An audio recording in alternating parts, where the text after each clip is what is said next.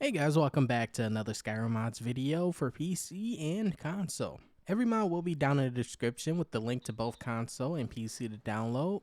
And for you to download them on console, you just need to log into your creations account on Bethesda.com and click add to library. Next time you go to your creations on Xbox or PlayStation, it'll be in your library. So without further ado, let's dive right in. The first mod up, this mod is called Shinobi Tools, one of Kitty Tail's more underrated magic mods honestly. This one is based on Sekiro, adding a few handmade custom spells that aren't really for damage output, but more so for use during utility and to help you sneak around, so a utility type of mod. The spells can and should be used during combat, even though most of them have a full effect outside of it, such as to stun enemies that will be perfect during combat, or just to inflict brief damage to give you time to recover. Some of the spells even have a utility that cause enemies to flee depending on their level and yours, while some of the spells are used to distract enemies. You can obtain these spells by either finding ingredients on a bandit to cast the spell, or you can go the more natural route and craft them at a blacksmith forge. This is one of the mods I would love to see Kitty Tail redo or remaster because they have gotten so much better at making spell mods. And just based on the vision that this mod was going for, it definitely could be much better. A much simpler mod in scope, this mod is called Erdtree and Gildergreen. This mod places massive Erdtrees in the Rift of Skyrim, and it comes with its own LOD once you install it, so you can see them from pretty much anywhere in the world if you try to.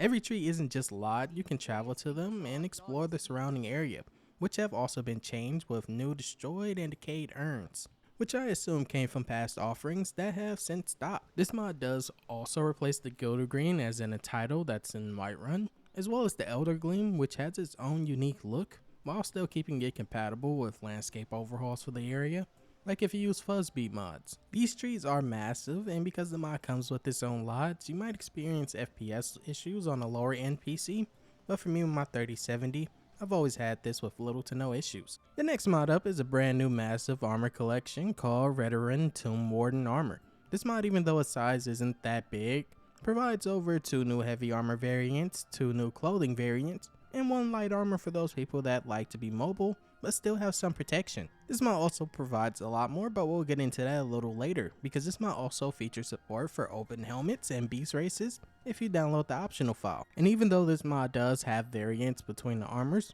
most of the changes are just cosmetic. The 2 heavy armors and their helmet options provided are just the exact same stats, just cosmetic and meant to add a lot more life to the boring Morrowind armors already provided in the Dragonborn DLC. And as of right now, these aren't distributed to the level list. You have to find these or craft them, but that's because the mod just came out. But maybe by the time this video comes out, that will change and someone will have made a SPID file, or maybe a sky patch file, but most people still seem to be more comfortable with SPID. To get these armors, you can find it while exploring the Cold Cinder Cave if you just want to grab it yourself, or you can view them on NPCs because this mod does provide a small SPID file, but the SPID file is only to a few named NPCs, I assume for compatibility reasons.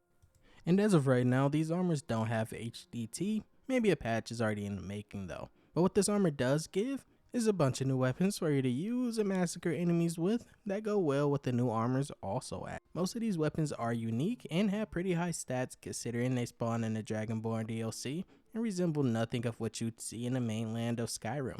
And that's why you cannot get them, well, without another mod changing that and adding it to the level list. The stats of the heavy armor are that of ebony, while the light armor is glass level, but the weapons and the new shield that also got added are all nearing the ebony level, so these will be quite strong.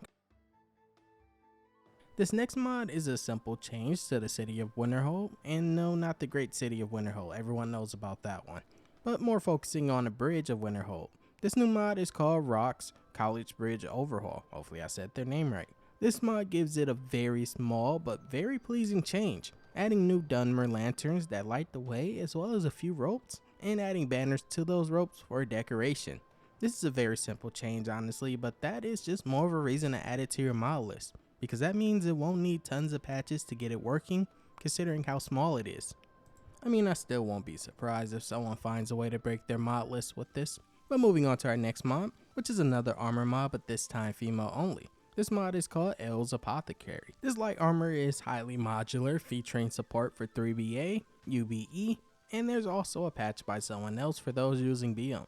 And it comes with 2 color variants, but because it's so modular, you could definitely mix and match if you prefer black and white rather than one or the other. It also comes with 2 new hood variants. You can choose to have the wig provided with the hood, which is what I prefer and recommend to you, or you can make it rely on the hair your character is currently using, but that may cause clipping. To get this armor, you would typically go to the crafting book at the Frozen Hearth, then you go to a tanning rack to craft it, but I have the Great City of Winterhold, so the book kind of fell through the floor. But more about this mod. An installation provides 2 physics options. You can have the very bouncy assets, or just use whatever you want, or you can stick to the realistic preset, which is what I'm using here.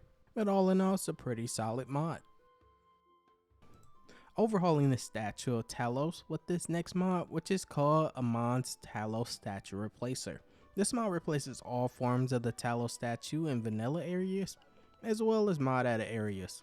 The model comes from someone else, but in my opinion, the replacer is pretty lore friendly, considering no one really knows what Talos looks like anymore after becoming a god. But even though this mod is so amazing, of course there might be some downsides. Fair warning, because of how this changes more than just textures. This can cause some floating objects or maybe clipping, but it's very rare because only small city add-on mods really touch the Talos statue, so you shouldn't have too much issues with it. Should pretty much work with everything else.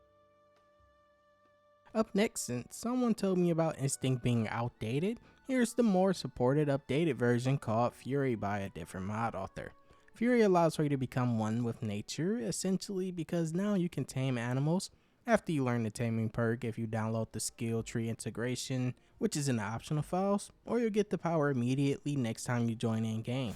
Taming a creature is based on your speech level as well as the size of the creature, but there are more than 32 types of creatures in Skyrim that can be tamed with this mod, all of them having certain specialties, making some animals more useful than others and others better at something. To tame the animal, you need to get their health below 25% if they are a violent creature, but if they're a passive creature, you can just interact with them with the interact key. To bring up the tame menu, and depending on the type of creature, you'll need either meat or plants. Of course, this menu won't even appear if you don't have the required speech skill for the size of the animal, but also fair warning, using this mod, the animal will be nerfed. It's like when you fight an extra hard boss in a game and then it becomes an unlockable character and they become terribly weak. Kinda like that, but instead you can level the creature up with you and also rename them. Randomly, of course, you can't pick a name for yourself, unfortunately. Prey type characters are better at carrying items and typically have a higher health bar, while hunter type creatures will have a much higher attack power. While a bear does everything pretty well because, I mean, it's a bear. The next mod up, and a must have for me, this mod is called Wavy Waterfall Effect. I'm only mentioning this because someone asked me about it before, but this mod at any waterfall will add a water ripple effect to where the water is meeting, adding a slight distortion that is very apparent if you pay attention to it, but definitely not enough to annoy you every time you walk past. This mod works out the box with natural waterfalls as well as any water mod you may be using, old or new, so you don't have to worry about incompatibilities. But it does have a patch for the Half Moon Creek mod, but that's not really needed. Next up, an extension on Skyrim's nature. This mod is called Nature Series Birds. This adds new birds to Skyrim, adding them in areas where it makes sense. Like in dock areas, you'll get to see more seagulls. Well, I don't think they were in the original game anyway. But you'll get to see also ravens inside of cities where there are huge graves. In total, this mod adds ravens, pheasants, which are the only birds that don't fly in this mod. It's kind of sad, honestly. Flocks of birds that fly above, you can't really interact with them. They're kind of like Lod. There's also bats. If you go near cave areas, they kind of just fly out as soon as you get near. There's also dead birds that you see in the Soul Cairn, and bone hawks that fly around vampire lairs. Though hawks are probably the most rare. They kind of fly around and then disappear, and then they come back a little later. This is the perfect addition to Sky Test if you happen to be using that like me. The next mod, just for a bit more of immersion in Skyrim. This mod is called Put Out Those Fires. Using frost spells or water spells, if you have a mod that adds those, it will allow you to go up to any fire in Skyrim, not including torches or candles because the mod author has a separate mod for those. But fires like fire pits, campfires, it will allow you to use frost spells and it will disable the fire. The only thing is that if you want to relight the fire, you'll just have to use another fire spell. It won't turn back on by itself.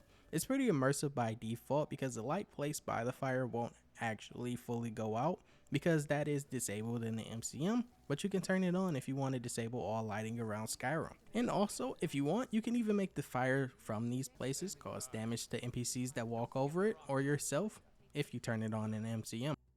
The final mod of today, one I found last second, but this mod is called Traveling Mage and Windcaller Brim Hats. This mod adds a bunch of different color wizard hats made to match Traveling Mage to your game that have custom physics that react to the wind and bounce when you move. This mod also provides a different and few wig types per the color of the hat, so your character isn't bald with the hat, but you can choose the non-wig version and just hope your hair doesn't clip. But 99% of the time your hair will clip, so just use the wig version. And that was it for today, guys. Like I said, every mod is down in the description for console and PC if it is available. Let me know if you try any of these down in the comments below. But as of right now, I hope you all have a great rest of your day. Peace and love, guys.